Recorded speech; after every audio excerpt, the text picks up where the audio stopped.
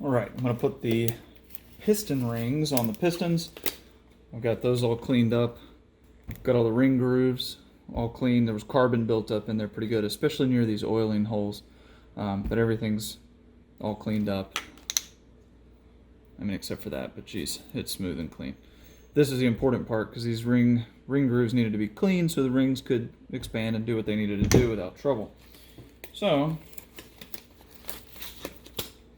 we have first, second, and oil rings. And they're basically going to go on, well, kind of in the reverse order. So we're going to put the oil rings on first. There's a small one. And it's going to, there's going to be two of these. They're going to sandwich these expander rings. Then in the next groove, well, first of all, those go here on the bottom. Then this next ring goes in the center slot, and the first ring goes in the top. So we're going to start, and we're going to hold one side in and carefully work it around, just to be careful not to damage the outer surface. Now, there's a specific way that these fit in there. You have a dot on the top of your piston. That goes towards the front of the engine. So, and it's very important to articulate the rings in this way. And the way this is broken down, this is in the factory service manual, but the lower oil ring, which is this, is going to go on the back quarter here. So you actually have to turn it to where the groove in the ring is facing this back quarter. Now I'm going to put these in place and then move them where they need to go, but I want a rough idea of how they're going to sit in the beginning so I'm not having to slide them all the way around the piston. Oil expander ring time, that's going to go in the top quarter up here, because there's our hole. It's going to go at the top here. So I'm going to actually hold it in place there, above that first ring, and work it around. Now I actually couldn't get it to fit, so I'm going to try doing it this way. I'm going to put the expander ring in first, and then try to put this ring in. Alright, much better. Okay, now an upper. It's going in the very small amount of space left, but it's going to be articulated with this gap back here. So I'm going to start it back here. Bada bing, bada boom. There we go. That all worked out pretty well. Except I had to put the expander ring in first. So, again, lower oil ring, back in this quarter. We have the expander ring. It's kept in this front right quarter. And then this upper oil ring gapped in the back quarter. Need to turn that just a hair. Okay, boom. First one done. Now we're moving on to the second ring. Now, the second ring, it's not beveled in any certain way, but it does have a mark on it. This is a little R. I don't know what that means, but it has this little mark. So that needs to go up like this, and also second ring needs to be here. The gap needs to sit here. This one is much more difficult to get on. That was a little scary. Now I've got the gap pointed up here. I'm going to have to check all these when I put the ring compressor on and slide it into the cylinder, but I'm trying to get it basically lined up for now. This is the upper ring. Also has a mating mark that says up, but it also has a small bevel on the inside of this upper part of the ring. That needs to go up to the top. And top ring also goes in the same place that the upper oil ring goes, which is in this back quarter over here. Much easier. It's also very expandy. Anyway, that's how you do it. So I'm going to knock out the rest of these, because that was pretty good. This, cylinder number 1, I'm doing them in order for no particular reason, but just trying to keep things organized. So there's one down.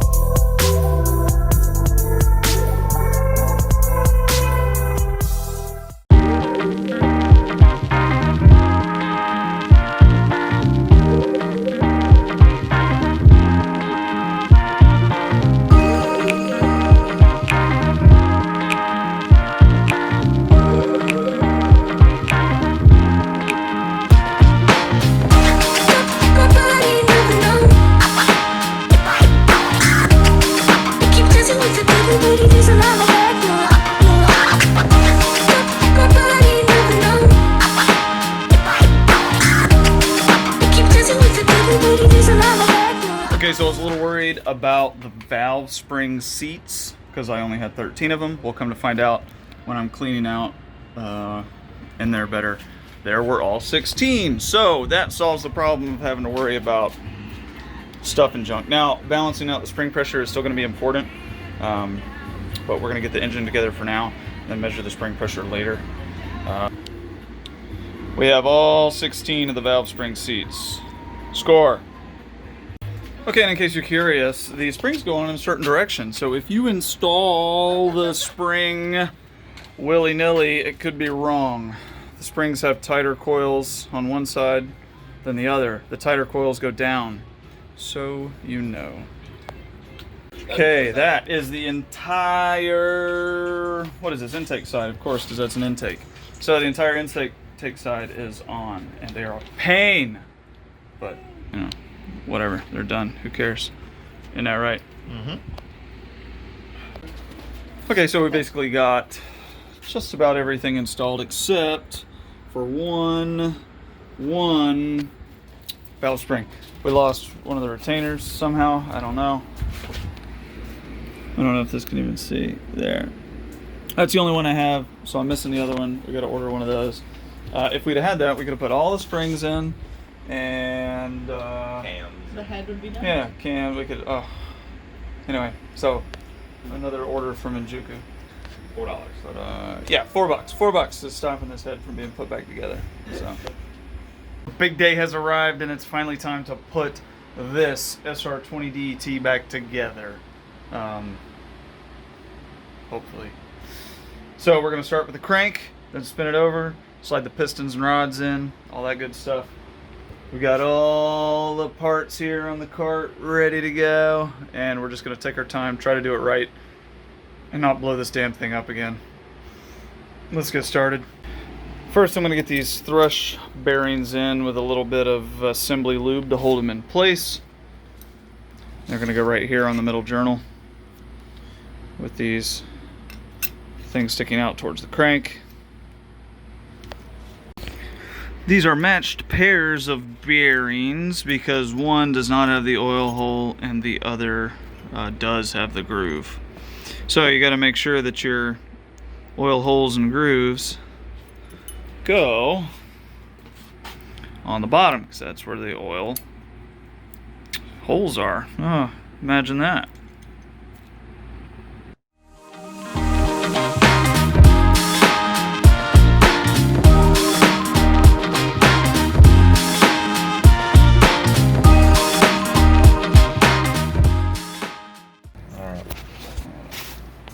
So what happens if I film this whole thing backwards like this? And I'm like, yeah, you're doing good. Look at that, guys. You see how he's doing this right there?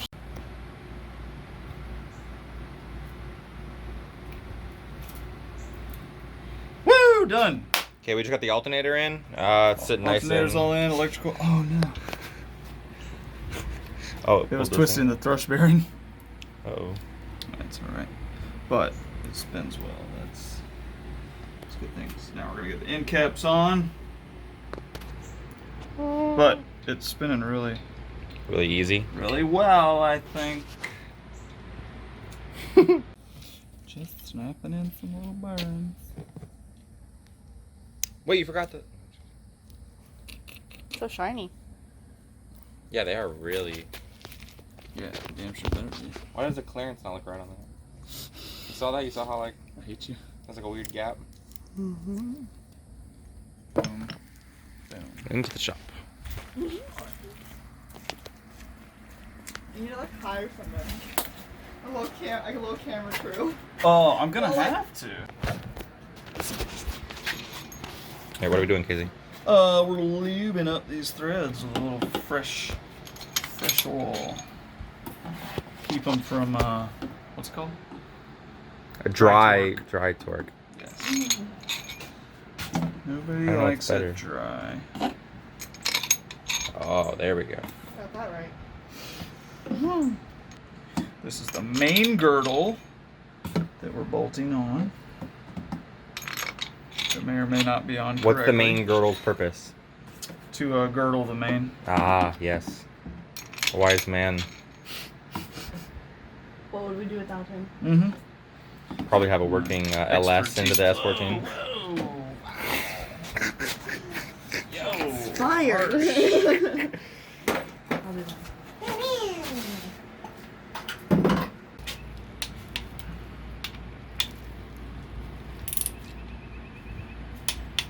That one you have a nugget digger, right?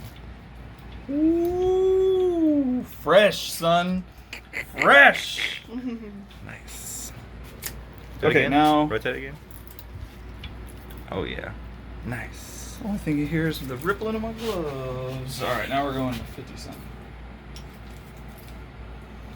Say 50 something like I don't know exactly. This is an awkward staring competition happening right now. All right.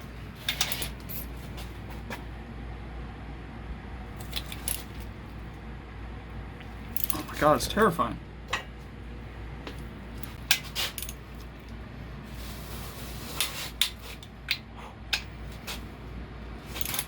You heard his foot start to slide to tell you know it's real. Yeah. All right, so we've got our timing chain, a little silver link here on the dot on the crank. Then we have our other two silver links here and here because those are going to go on the camshaft lobes. Now we're going to put on the oil pump with these bolts and the right stuff and hope for the best.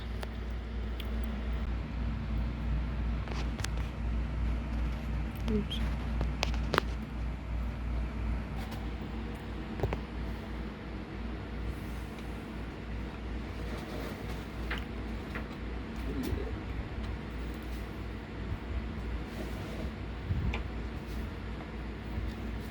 I got nightmares of doing this on my car.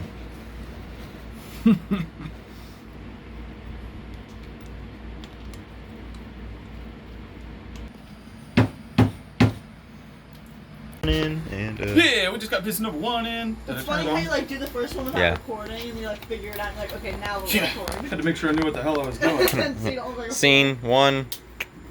Action. Yep, piston number 1's in and learned everything. No, we're still winging it. all the learning. But so now we're gonna walk through the process of this one. So we're gonna put a little bearing in here. It only goes in the one way. Make sure it's nice and clean. It's got a little notch thingy goes in there. Trying to hold these piston rings and keep them in line because I've already got them in order. Okay, you heard a little snap. It's in place. Yeah, snap even. We're gonna put a little assembly lube in there. Make sure it's all lubed up. Because I forgot to do that the last time.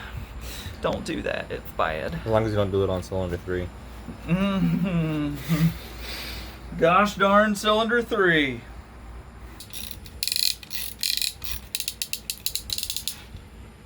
There's a little dot that points to the forward part of the engine. Oh yeah. Yep. There. Coming around. Oh.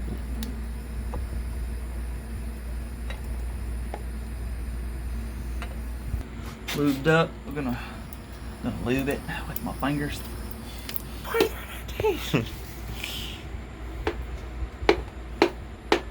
This is the proper way of doing it, by the way. This is right in the Japanese manual. It says use the back end of a rubber mallet. Absolutely. Smash the top of the piston up, and then. Yay! Hooray! Alright, pistons are in. We didn't film it because it sucked and it was taking us forever per cylinder. But the only thing we don't... 3 trees. The only thing we don't have is the rods aren't torqued down to spec. Although the main girdle is. Everything turns relatively easily. Maybe. Nope. Doesn't turn it. Never mind, it doesn't. Whatever, it turns. Just trust us. Yeah.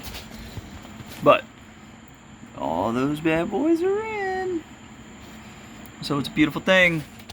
Yeah, sorry you weren't there to see it, but it was a lot of cussing and a lot It wasn't of, that nice, yeah. Yeah, so anyway, we're done for today. We're gonna seal it up and well, not do anything today anymore. Keep